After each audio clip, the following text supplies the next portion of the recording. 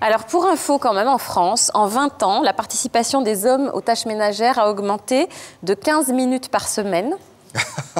Ah, en 20 ans. On est sauvés alors. Ce qui fait donc un petit peu plus de 2 minutes quotidiennes. Et la condition de la femme a été transformée à jamais. Voilà, exactement. Et donc, lorsque les deux conjoints travaillent, c'est madame qui prend en charge 64% de l'entretien de la maison.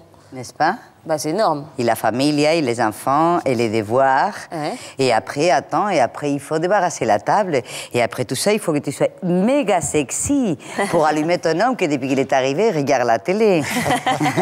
Ah non, mais il y a du chemin encore à faire, les enfants. Tiens, à propos de sexy, Esther Perel, est-ce que l'égalité des rôles a une influence sur le désir des hommes et sur celui des femmes?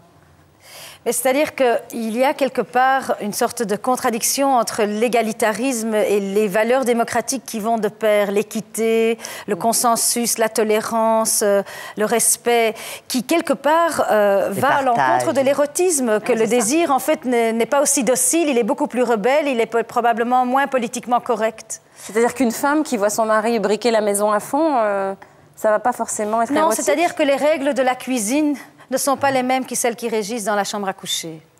Le désir, quelque part, il a besoin d'altérité, il a besoin de différence.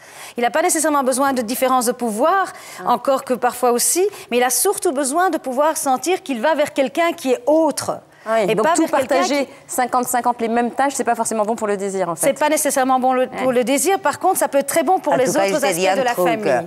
Tous les tâches pour la femme et que dalle pour l'homme, c'est pas non plus très bon pour le désir, parce qu'après tout ça, je te dis qu'on n'a plus d'énergie. Hein.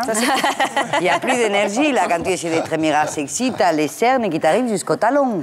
C'est vrai. Et en plus, tu t'endors, tu n'en peux plus, tu tombes, tu t'endors déjà dans les vols avant d'arriver à l'oreiller.